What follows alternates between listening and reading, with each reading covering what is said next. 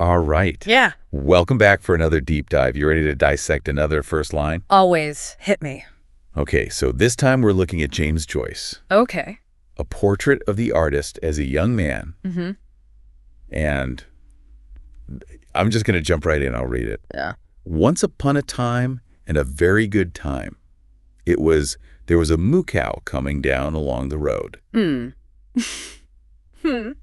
So what's your gut reaction? I mean, does that grab you? At first glance, Yeah. it doesn't leap off the page. Right. But there's something kind of interesting going on there. Yeah, it's definitely not your typical hard-hitting, super dramatic opening. Right. But, It's simple. yeah, it's simple. It sounds like a kid. Right. Yeah, it does. It totally sounds like a little kid telling a story. Right. And that word moocow, it's so childlike. Yeah, and you know what? I think that's kind of the genius of it.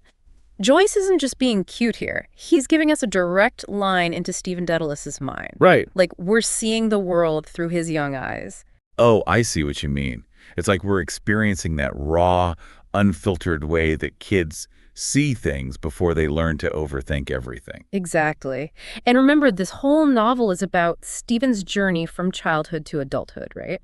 So this opening line is almost like a baseline. It shows us where he's starting from, this very simple, almost primal understanding of the world. And as he grows up, Yeah. that understanding is obviously going to change. Absolutely. And you'll see that reflected in his language as the novel progresses. It becomes more complex, more nuanced as Stephen matures. So Joyce is setting up that whole trajectory right from the start. That's so cool. It's like he's planting a seed in this first line that's going to grow through the entire story. Right. And it's not just about the language either. There's something about the structure of the sentence. It's a little bit off. Yeah, you're right. It does feel fragmented, like a hazy memory or something. Is Joyce doing that on purpose, do you think? Oh, absolutely. He's playing with how our memories work, especially those early childhood memories. They often come back to us as these, vivid but incomplete snapshots. It's like we remember the feeling more than the actual details. That's so true.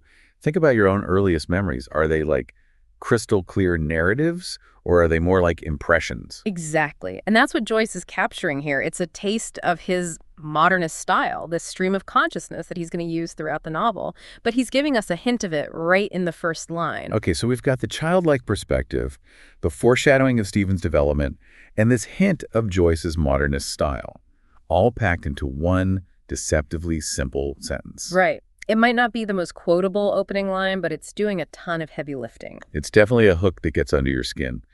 So for anyone listening who's planning to read or maybe reread Portrait, pay extra attention to how Stephen's language changes as he gets older. Yeah. And see if it mirrors any of your own experiences. How has your own language and the way you see the world evolved over time? That's such a great point. I'm definitely going to be thinking about that as I reread the book. Thanks so much for sharing your insights on this fascinating opening line. My pleasure. It's amazing how much depth and complexity can be hidden in a seemingly simple sentence. Absolutely. That's the magic of literature. And that's why we love these deep dives. So join us again next time as we uncover more hidden gems in the opening lines of great literature.